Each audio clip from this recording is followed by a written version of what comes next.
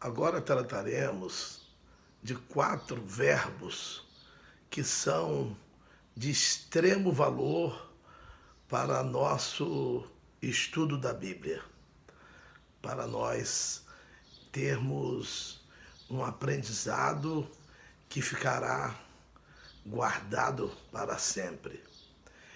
Trata-se dos seguintes verbos: ler, meditar, crer e praticar. Eu quero dizer para você que o hábito da leitura, ele infelizmente no Brasil, ele não é muito difundido. Há poucos dias até passava um programa na televisão que falava sobre isso, que a leitura é até importantíssima para que a atividade cerebral ela permaneça com uma boa qualidade até depois da terceira idade, depois dos 60 anos, 70 anos. Aqueles que têm o hábito de ler vão perceber isso. E quero dizer para vocês, para todos nós, que certa vez eu li que a Bolívia, embora sendo um dos países mais pobres do mundo, lá se lê mais do que aqui no Brasil. Então, nós precisamos desse hábito da leitura, né? A Bíblia fala, Paulo escreve em 1 Timóteo 4,13, ele diz para o seu filho que ele ganhou no Evangelho, ele diz a Timóteo: persiste em ler, a exortar e ensinar até que eu vá. Tem uma outra versão que fala: aplica-te à leitura. E ele ali tratava a respeito da leitura da Bíblia para o povo. E temos que ensinar o povo a ler a Bíblia. Deveríamos de terminar o culto dizendo: leia a Bíblia. A bênção apostólica é importante, mas eu creio que Deus se agradaria muito se nós, no final do culto, instássemos o povo a ler a Bíblia. Em Apocalipse 1,3 diz que bem-aventurado é aquele que lê e os que ouvem as palavras desta profecia e guardam as coisas que nela estão escritas, porque o tempo está próximo. Então, fala aí bem-aventurado. A palavra bem-aventurança, ela quer dizer a excelência da felicidade. Então, mais do que feliz, é aquele que lê. Quem lê a Bíblia vai ser feliz, vai encontrar felicidade. Vai encontrar felicidade porque estará lendo a palavra de Deus.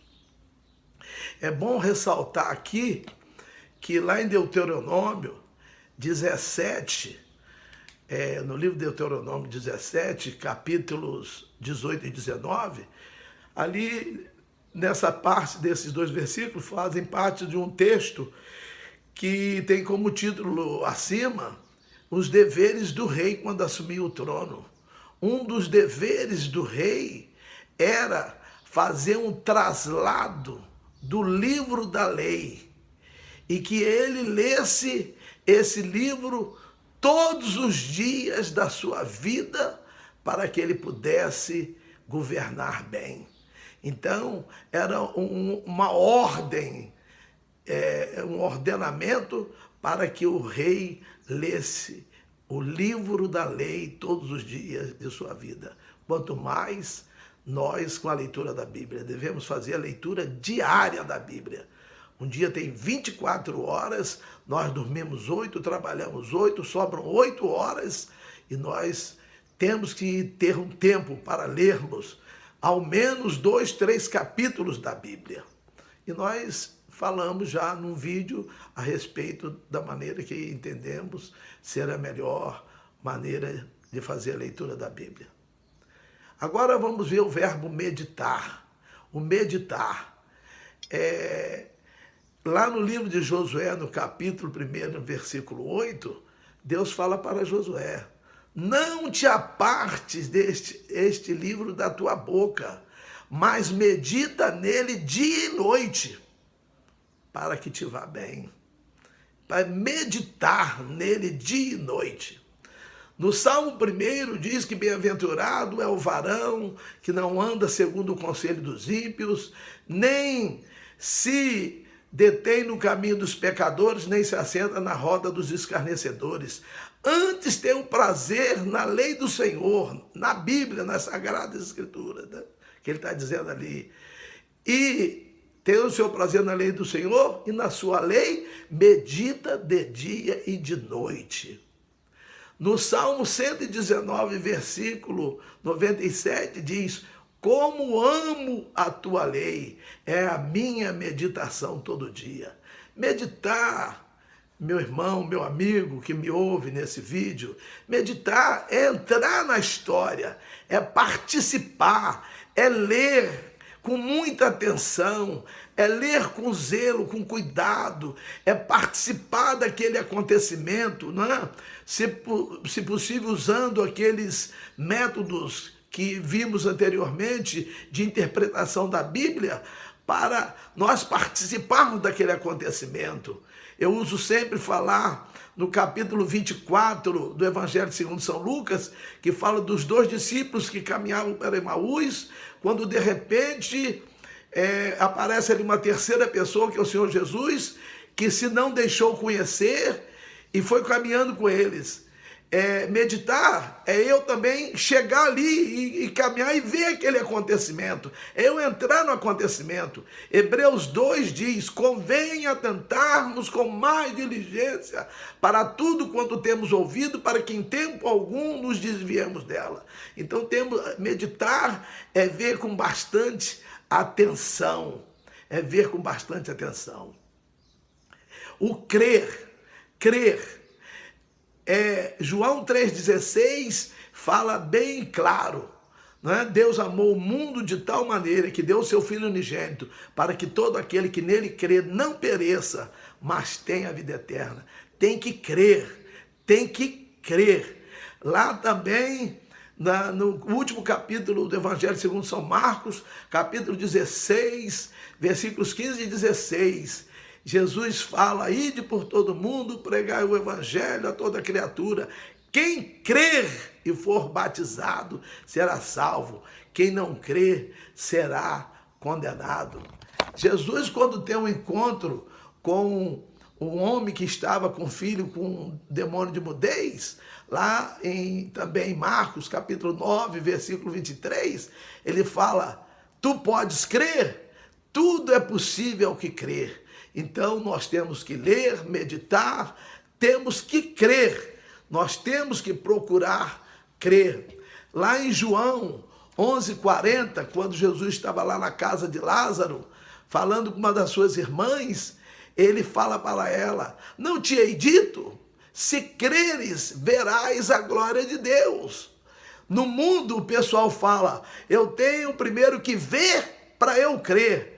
Mas Jesus falou para ela: se creres, verás. É diferente. Então nós precisamos crer para que nós possamos ver, para que nós possamos ver a mão de Deus, ver Deus intercedendo em nosso favor, ver a grandeza do nosso Deus, a bondade, a misericórdia, o amor, mas ver também a severidade do nosso Deus, ver quem que é o Deus ao qual nós servimos.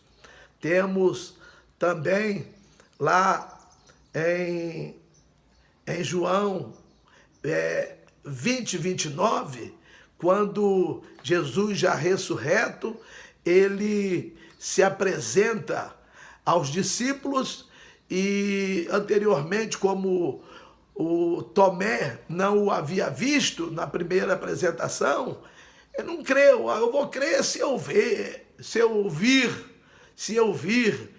ouvir as lesões nas mãos, as marcas nas mãos, nos pés, no lado. E Jesus fala lá no capítulo 20, no versículo de número 29, ele fala: bem-aventurado são aqueles que não viram e creram. Então, nós somos bem-aventurados, porque nós não vimos, mas nós cremos e precisamos crer. Então, ler, meditar, crer e praticar.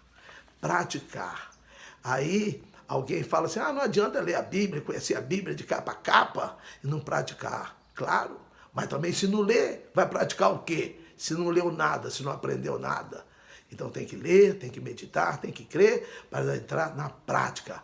A prática está lá em Mateus 7,24. Jesus falou, todo aquele que ouve estas minhas palavras e as pratica, as palavras que estão na Bíblia, as palavras que ele falou no ministério terreno dele, e as põe em prática, assemelhá-lo-ei ao homem sábio que edificou a sua casa sobre a rocha. Então, aquele que lê e põe em prática é assemelhado a alguém que edificou a casa sobre a rocha.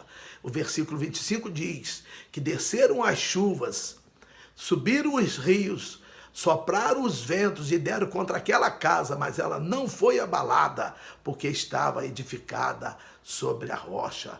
Então, é importante que nós venhamos a colocar em prática.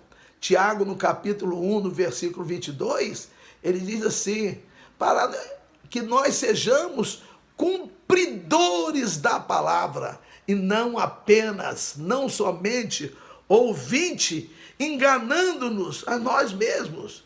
Não adianta eu ouvir e não procurar cumprir. Eu tenho que fazer um esforço de cumprir. E o Senhor Jesus, ele estará ajudando-nos a cumprir a sua palavra. Nós mesmos, humanamente, não seremos capazes de cumprir, mas nós vamos aprender, né? Depois falar mais detalhadamente quando Jesus diz, sem mim nada podeis fazer, lá em João 15:5. Então nós precisamos de Jesus para cumprir a sua palavra, E é importante aqui, eu quero concluir dizendo que Jesus, ele falou em João 14:15, se me amardes, guardareis os meus mandamentos. Guardar aí no sentido de pôr em prática, de fazer, de procurar cumprir. E depois João 15:14, ele diz, vós sereis meus amigos se fizerdes o que vos mando. Tem gente que diz que é amigo de Jesus, mas não sabe nem o que Jesus manda, porque não leu, não meditou, não creu e não tem condições de pôr em prática. Então, para você ser amigo de Jesus, você tem que fazer o que ele manda. Se você amar Jesus, você vai ter que guardar os mandamentos dele. Então você vai precisar ler, meditar, crer e praticar.